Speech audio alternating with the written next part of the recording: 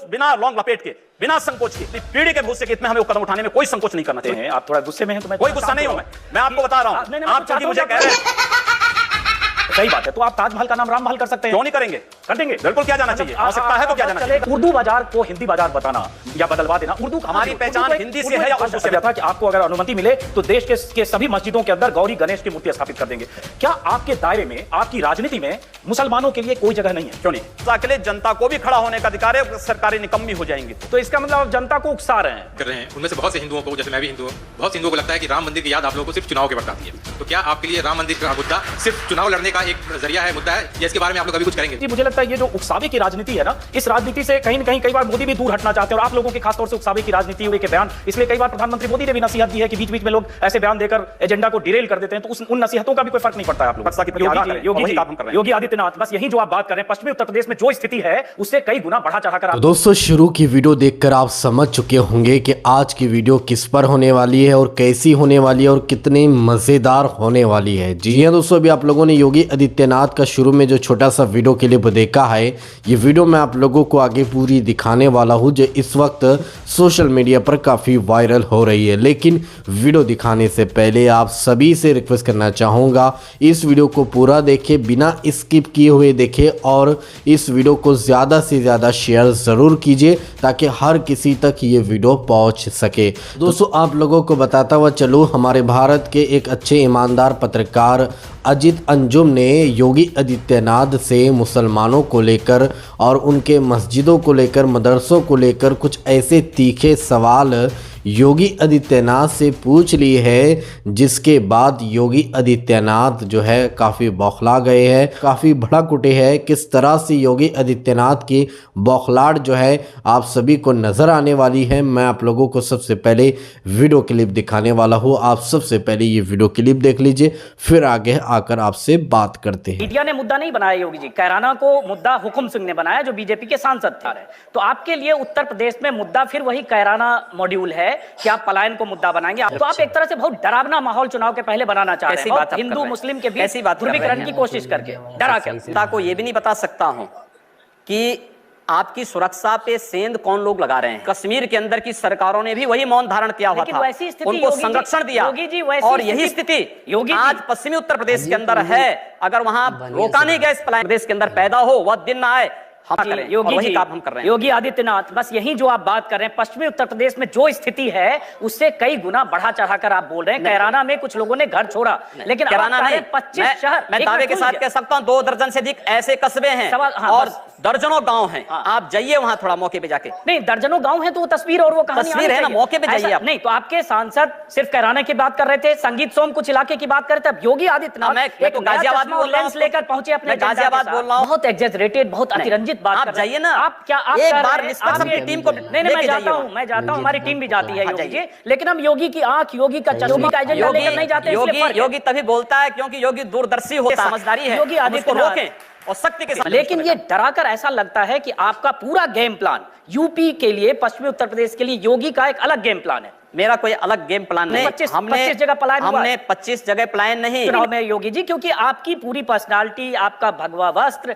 और आपका कट्टर हिंदुत्व, आपकी छवि आपको पलायन के पास ले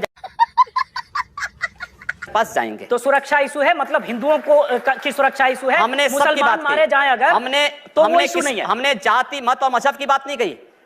आप मेरे भाषण को कोट कर रहे हैं, वहां पर ना हिंदू है ना मुस्लिम है, उपद्रवी कोई भी है आप उसके खिलाफ कार्रवाई करिए। भोला हूं, लेकिन नहीं इतना भोला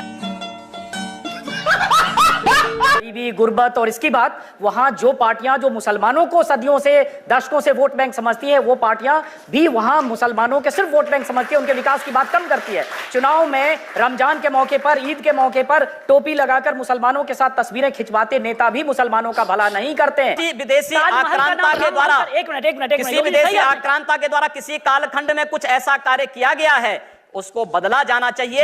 या देश की सांस्कृतिक आजादी की लड़ाई भी है। सही बात है। तो आप ताजमहल का नाम राममहल कर सकते हैं, क्यों नहीं करेंगे?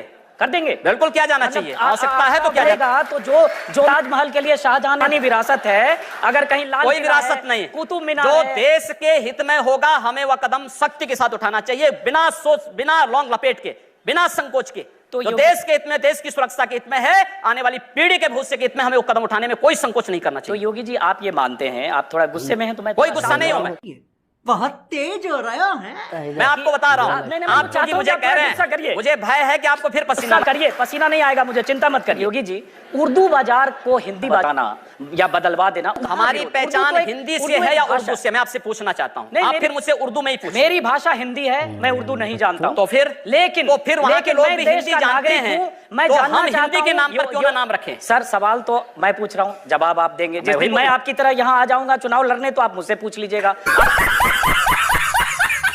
योगी आदित्यनाथ जब पश्चिमी उत्तर प्रदेश में जिस ढंग से चुनाव प्रचार में जा रहे हैं, या पूर्वी उत्तर प्रदेश में जिस ढंग से आप चुनाव प्रचार करते हैं, और जाहिर है वहां आपकी फैन फॉलोइंग भी काफी है, क्या आपके दायरे में, आपकी राजनीति में मुसलमानों के लिए कोई जगह नहीं है? क्यों नहीं है?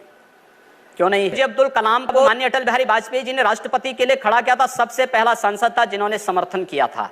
भारत का मुसलमान डॉक्टर एपीजे अब्दुल कलाम बने, शाहनवाज हुसैन जैसा बने, पहला व्यक्ति रहूंगा। आप जिन हिंदू हितों की बात कर रहे हैं, उनमें से बहुत से हिंदुओं को, जैसे मैं भी हिंदू हूँ, बहुत से हिंदुओं को लगता है कि राम मंदिर की याद आप लोगों को सिर्फ चुनाव के वक्त आती है। आप बोलते हैं, बनारस में आपने 2 साल पहले कह दिया था कि आपको अगर अनुमति मिले तो देश के सभी मस्जिदों के अंदर गौरी गणेश की मूर्ति स्थापित कर देंगे। हमने काशी विश्वनाथ मंदिर के परिप्रेक्ष्य में इस बात को कहा था। योगी जी, मुझे लगता है ये जो उकसावे की राजनीति है ना, इस राजनीति से कहीं न कहीं कई बार मोदी भी दूर हटना चाहते हैं, और आप लोगों के खासतौर से उकसावे की राजनीति, उकसावे के बयान, इसलिए कई बार प्रधानमंत्री मोदी ने भी नसीहत दी है कि बीच बीच में लोग ऐसे बयान देकर एजेंडा को डिरेल कर देते हैं, तो उन नसीहतों का भी कोई फर्क नहीं पड़ता है आप लोगों को?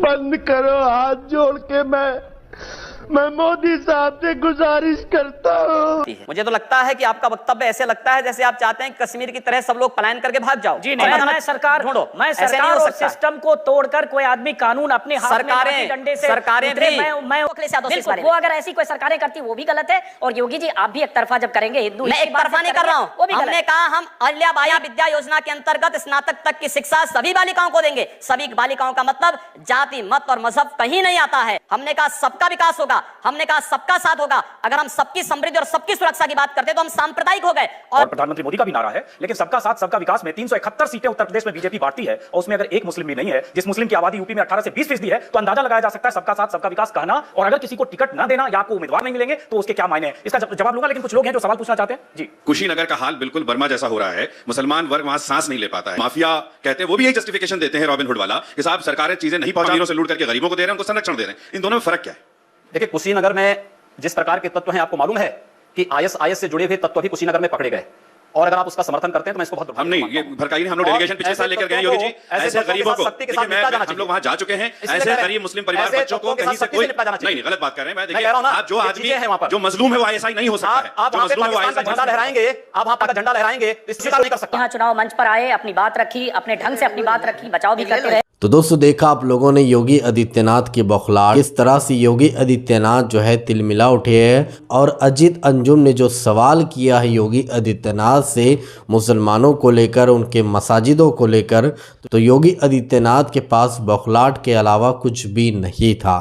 तो दोस्तों, इस वीडियो को देखने के बाद अब आप क्या कहना चाहोगे उत्तर प्रदेश के सीएम योगी आदित्यनाथ के बारे में? आपकी क्या राय है? तो कमेंट में अपनी राय लाजमी बताइएगा। और इसी तरह की वीडियो पाने के लिए, इसी तरह की वीडियो देखने के लिए, अगर अभी तक आप लोगों ने हमारे इस चैनल न्यूज़ ऑफ इस्लाम को सब्सक्राइब नहीं किया है तो इस चैनल को सब्सक्राइब ज़रूर कीजिए, बेल आइकन को दबाइए, ताकि आने वाली हर वीडियो की नोटिफिकेशन आपको इसी चैनल पर मिल सके। तो चलिए, इस अगली वीडियो में मिलते हैं। जब तक अपना ख्याल रखिए और अपने इस भाई को अपनी दुआ में याद रखिए। अल्लाह हाफिज़।